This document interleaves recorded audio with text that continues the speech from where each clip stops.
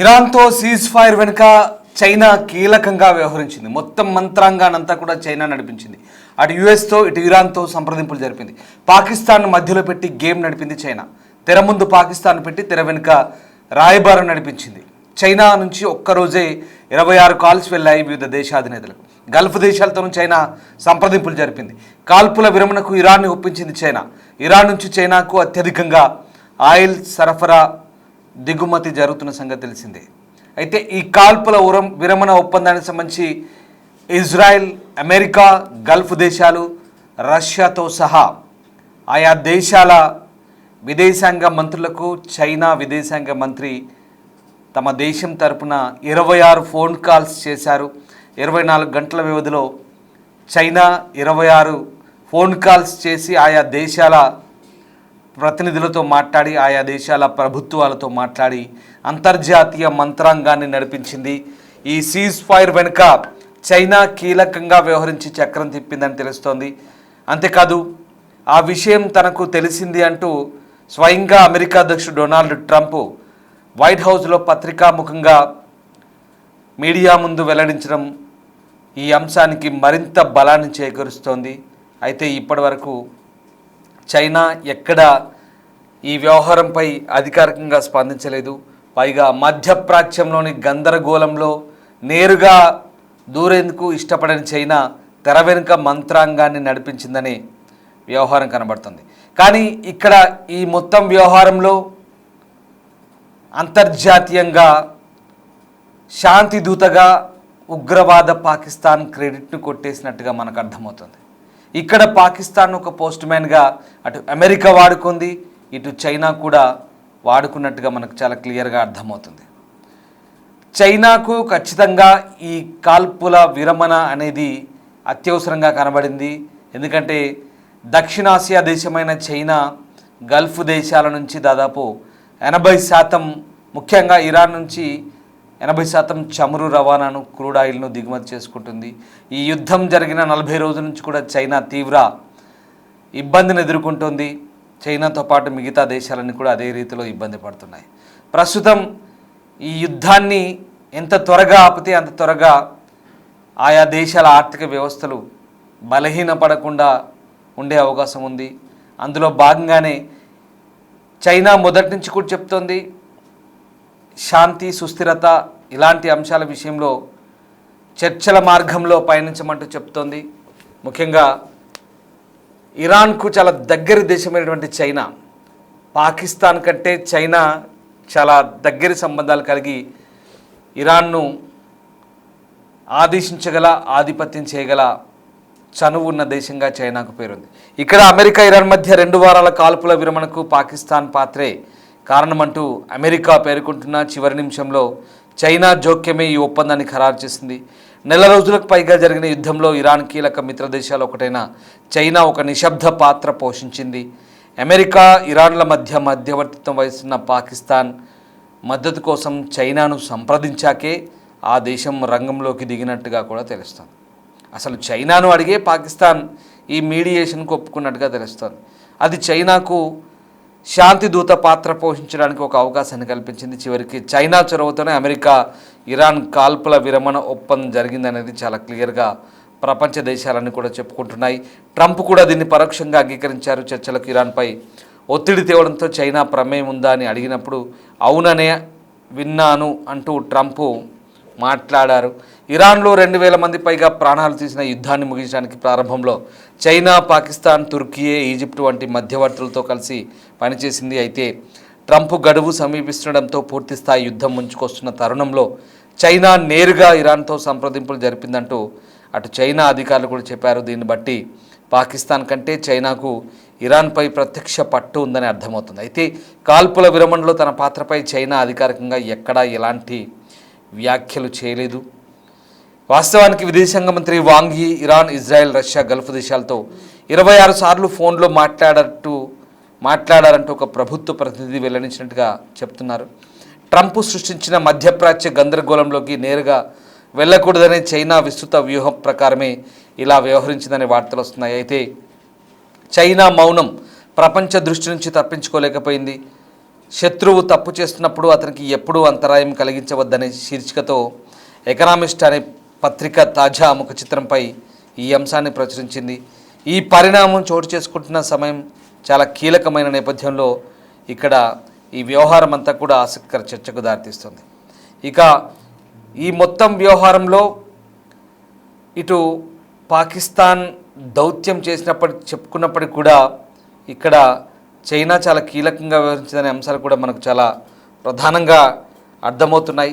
ముఖ్యంగా చైనా విదేశాంగ మంత్రి వాంగ్ యీ పోషించిన పాత్ర, అలాగే చైనా ప్రభుత్వ ప్రత్యేక ప్రతినిధి మావో చెప్పిన అంశాలను బట్టి మధ్యప్రాచ్య దేశంలో శాంతి స్థిరత్వాన్ని పునరుద్ధరించడానికి చైనా చాలాసార్లు అనేక ప్రతిపాదనలు చేసినట్టుగా తెలుస్తోంది.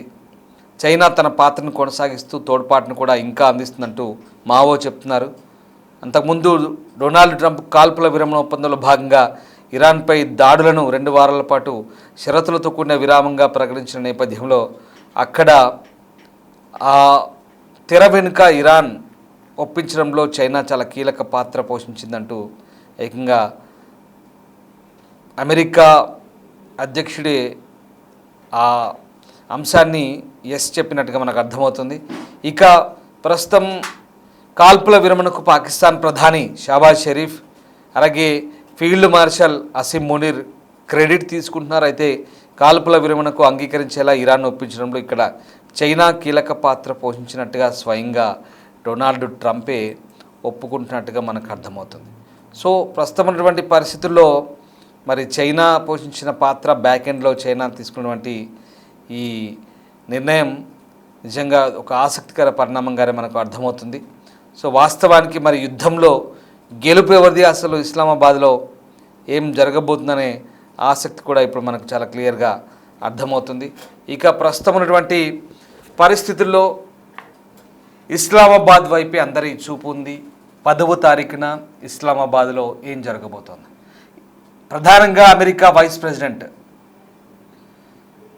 జేడీ వాన్స్, అలాగే ఇరాన్ వైపు నుంచి ఇరాన్ విదేశాంగ మంత్రి కానీ ఇంకెవరైనా కానీ రావచ్చు.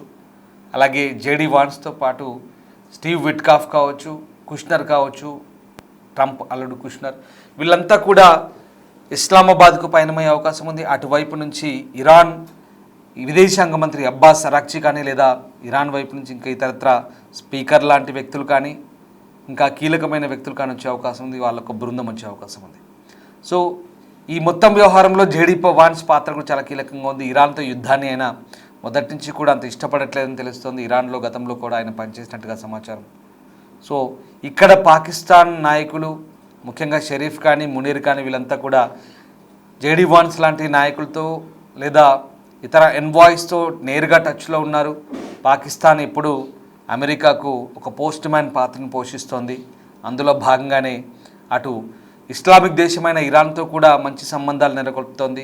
దాదాపు 900 కిలోమీటర్ల పైగా బార్డర్ ఉన్నటువంటి ఇరాన్తో బార్డర్ ఉన్న పాకిస్తాన్ కూడా ప్రస్తుతం ఇది అత్యవసరంగా కనిపిస్తోంది. ఎందుకంటే పాకిస్తాన్లో అస్థిరత, ఆర్థిక సంక్షోభం, లాక్డౌన్ విధించే స్థాయికి వెళ్ళిందంటే ఏ స్థితిలో ఉందో ఆ దేశం అర్థం చేసుకోవచ్చు. ఒకవేళ అక్కడ యుద్ధం తీవ్రమైతే వాళ్ళంతా కూడా పాకిస్తాన్ నైరుతి వైపు ఉన్నటువంటి బలూచిస్తాన్ ప్రావిన్స్కు సరిహద్దును పంచుకుంటున్న ఇరాన్ ప్రాంతం నుంచి శరణార్థులు పాకిస్తాన్కి వస్తే అదో పెద్ద తలనొప్పిగా మారే అవకాశం ఉంది.